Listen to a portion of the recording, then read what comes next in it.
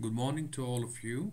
I hope all of you are doing well and all of you are in good health. In today's class, we will discuss Personal Information Protection and Electronics Documents Act PIPEDA. Personal Information Protection and Electronics Documents Act PIPEDA is a Canadian federal privacy law that governs the collection, use and disclosure of personal information by private sector organizations. There are 9 key aspects of PIPEDA. To start with, scope. PIPEDA applies to private sector organizations that collect, use or disclose personal information in the course of commercial activities. Purpose limitations. Organizations are required to clearly state the purpose for which personal information is being collected, and they should only use or disclose that information for the specific purpose. Consent. One of the fundamental principles of PIPEDA is obtaining the individual's consent for collection, use, or disclosure of their personal information. Consent must be meaningful and individuals should be informed about the purpose for which the information is being collected. Security safeguards. PIPEDA mandates that organizations implement security measures to protect personal information against loss, theft, unauthorized access, disclosure, copying, use, or modification. Access and correction. Individuals have the right to access their personal information held by the organizations and can request for its correction if necessary. Organization must respond to the request within a reasonable amount of time. Accountability. Organizations are responsible for the personal information under their control and must designate an individual or individuals to be accountable for compliance with the principles. Openness. Organizations are required to be transparent about their privacy practices. This includes making information about their policies and practices readily available to the public. Challenging compliances. Individuals can challenge an organization's compliance with PIPEDA. The law provides for a complaint process, and the Privacy Commissioner of Canada has the authority to investigate and make necessary recommendations. Cross-border data transfers. PIPEDA regulates the transfer of personal information across borders and requires organizations to ensure that such transfer comply with the law. Now let us discuss some of the dangers that are associated with social media.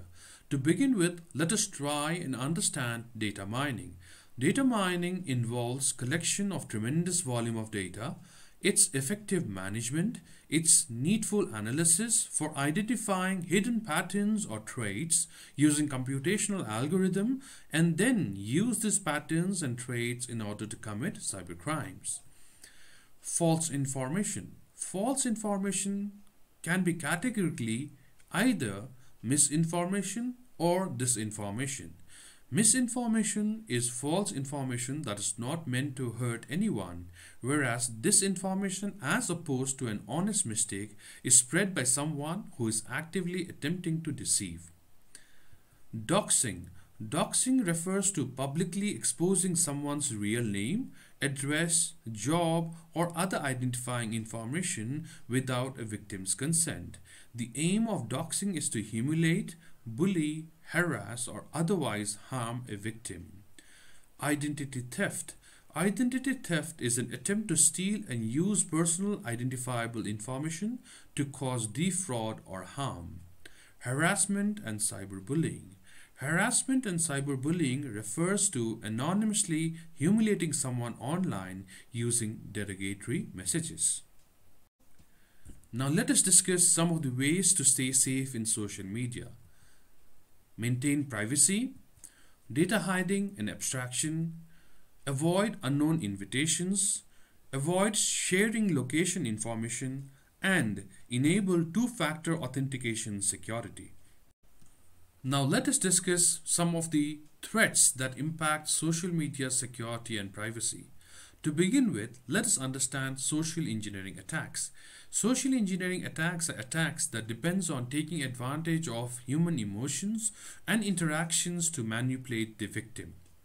Phishing attacks. Phishing attacks is carried out either using an SMS or an email. The threat actor pretends to be a legitimate user or someone familiar so that the victim can easily fall prey to such an attack. The threat actors send an email or an SMS containing malicious attachments or links. Malware. Malware are attacks wherein the threat actors promote malicious links containing social media malware to infect the victim's system. After the malware has successfully infected the system, the threat actor may attempt to steal sensitive information, take control of the victim's system, or corrupt the entire system very easily. Moving ahead, now let us discuss some of the other threats that impact social media security and privacy. Impersonating a brand. In this case, threat actors try to impersonate the legitimate brand page or group and trick the victims into providing sensitive information. By victims, we are trying to refer to both employees as well as customers. Additionally, they may create a fake page and a group, tricking the victim into revealing sensitive information which can now be used against the brand, impacting its reputation and even harming the victims. Catfishing.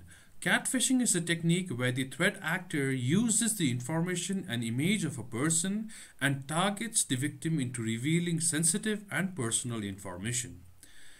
This attack is famous on social media as using a fake identity, the catfisher tricks the victim into associating with them and help them achieve their goals. Catfishing is done in order to carry out cyberbullying, draw illegal profits from victim, blackmailing, stalking, and even harmful dissent. Now this brings us to the end of the third session of Unit 4. Thank you very much for your patience listening.